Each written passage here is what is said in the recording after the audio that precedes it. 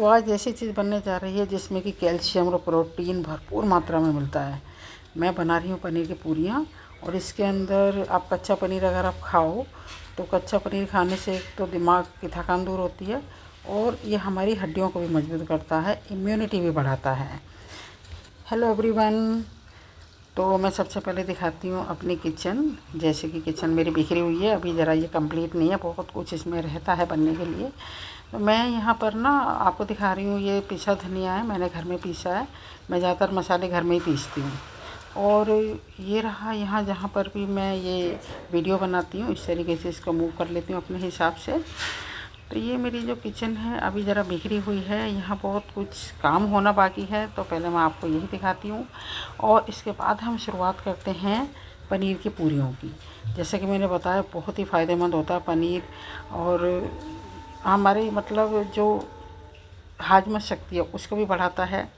तो मैंने 200 ग्राम पनीर लिया है, और एक मीडियम साइज़ की मैंने प्याज ली है, एक मैंने हरी मिर्च ली है, और मैंने अभी दिखाया खजूर की चटनी है, जो कि आप किसी भी तरीके से खा सकते हो। बनी बनाई आजकल सारी चीज़ें बाज़ार में मिलती हैं, टाइम बचता है बस ये है, वरना तो घर की चीज़ें ज़्यादा सही होती हैं और असली बनती हैं। सबसे बड़ी बात ये है, कोई मिलावट नहीं होती, हमें संतुष्टि होती है कि वो चीज़ हमने खुद से बनाई है और वो साफ़ सुथरी है।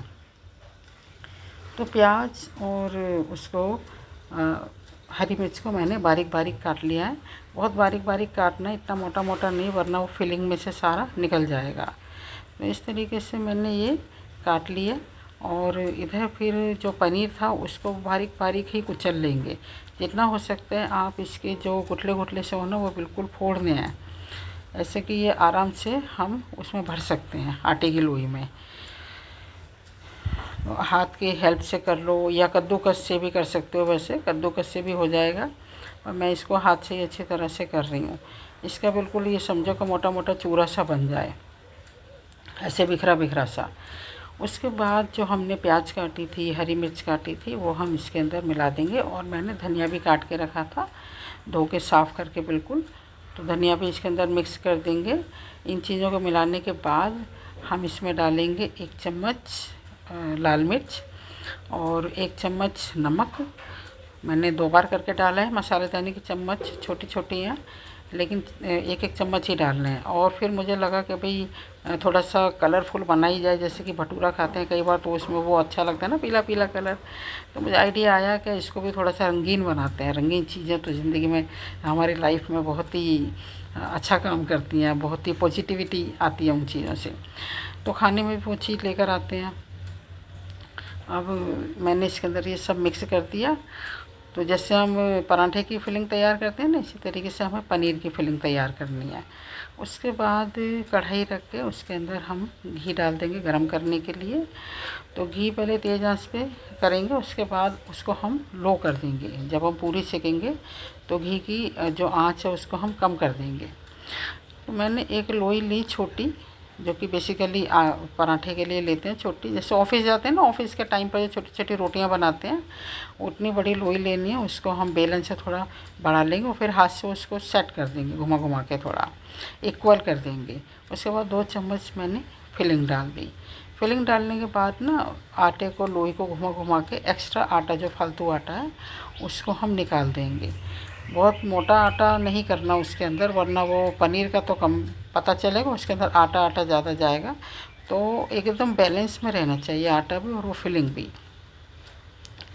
इसके बाद पूरी को हम उठा उठा के आराम से बेल लेंगे। तो एक साइज़ तक, जहाँ तक आपको करना है, अगर बड़ी बनानी है तो लोई थोड़ी सी बड़ी ले लेना, छोटी बनानी है तो लोई छोटी लेना।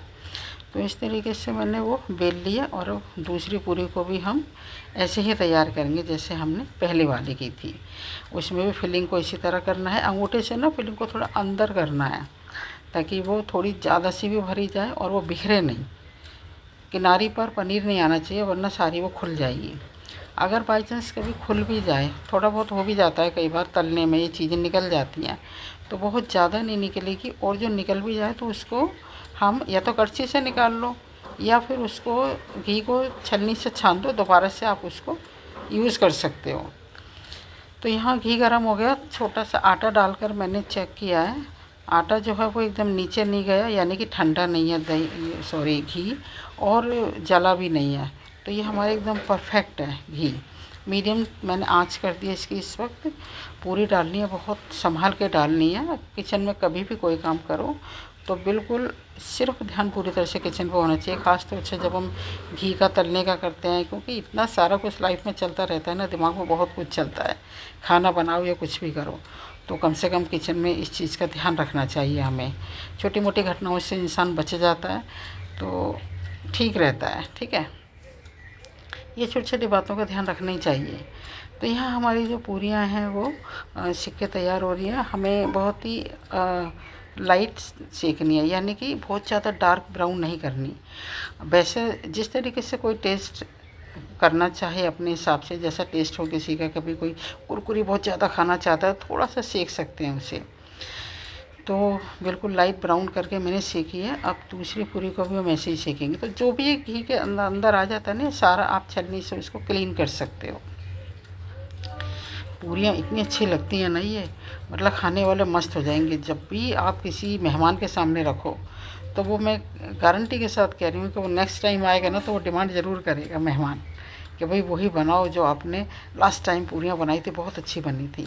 बहुत ही अलग ही टेस्ट होता है इनका। और सबसे बड़ी बात यह है कि ये हमारी हेल्थ के लिए कितने फ़ायदेमंद चीज़ें होती हैं। एक ही चीज़ के कितने अलग अलग तरीके से हम उसको यूज़ कर सकते हैं। दूध से बनी चीज़ें बहुत सारी, बहुत पहले जब हम स्कूल में पढ़ते थे, वो बिल्कुल सही बातें हैं, आज के टाइम में तो बहुत ही ज़रूरी हैं, क्योंकि हेल्थ इतनी बिगड़ रही है ना, उसको सही रखना बहुत ज़रूरी है।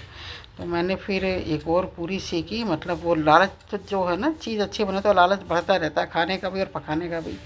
तो यहाँ पर ये पूरियाँ बिल्कुल तैयार हो गई हैं। आप बना के देखिए, स्नैक्स आइटम में भी खा सकते हो, सुबह भी, दिन में भी, और रात को भी खा सकते हैं।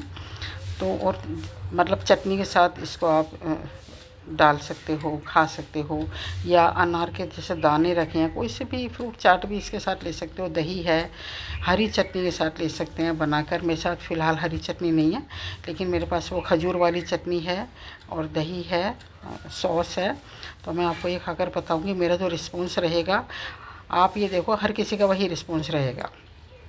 खाने के बाद तो वाह नहीं निकले ना मुँह से तो आप कहना। तो ये बनाकर ना ज़रूर ट्राई कीजिए और मुझे बताइए कमेंट में कि आपको मेरी रेसिपी कैसी लगी। अगर मेरी रेसिपी अच्छी लगी है तो शेयर कीजिए, लाइक कीजिए, मेरे चैनल को सब्सक्राइब कीजिए। वीडियो देखने के लिए थैंक यू।